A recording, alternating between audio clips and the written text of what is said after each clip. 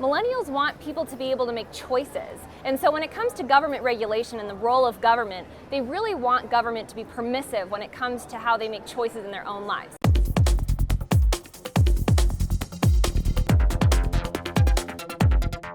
So let's talk millennials, the allegedly most politically apathetic generation that has ever lived.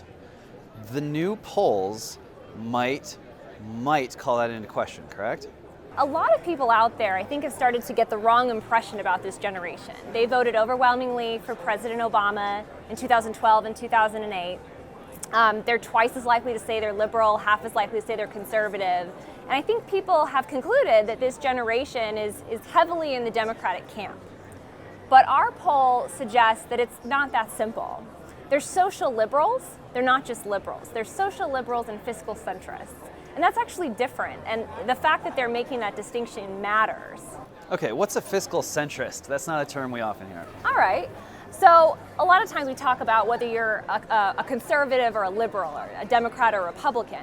But we talk about being a liberal or conservative on what type of issue are we talking about. So some people want government to not be that involved in their economic affairs. They want low taxes, they want low spending, but when it comes to social affairs, they also want government to be less involved. So that means that they would favor gay marriage, legalizing marijuana, and other sorts of individual choice type issues. And for millennials, for young people, we're seeing a lot of people are not conforming to the old stereotype where if you're a Republican or you're a conservative, you're socially and fiscally conservative, or if you're a social liberal, you're also an economic liberal. We've got a lot of them that are a little bit of both, who say I'm a social liberal, but I'm a fiscal conservative. Or a lot of them, they just have ambivalent economic attitudes. They're not really thinking about economics. They don't know how much government costs.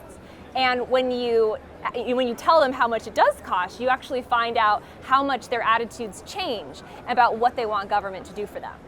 So size of government isn't just sort of the tax burden, as you know, it's also this regulatory burden, which can be amorphous or harder to see up front. It can be sort of a hidden burden that shows up randomly throughout your life, maybe when you least expect it. For millennials, as they age, they start encountering regulatory burdens more and more. So are you finding that it's not just that they have an attitude toward sort of what the immediate interaction with government on sort of taxes and stuff like that, but that they're becoming increasingly skeptical of the idea that, well, if I can just sort of enjoy culturally what I want to enjoy, then I'll let the regulatory state take care of itself?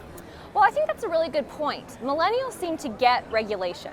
A majority think that cutting regulation would help stimulate the economy, and millennials also understand the incentives that a lot of regulators face. About 2/3 of millennials said that regulators typically favor special interests over the public when they write and enforce regulations.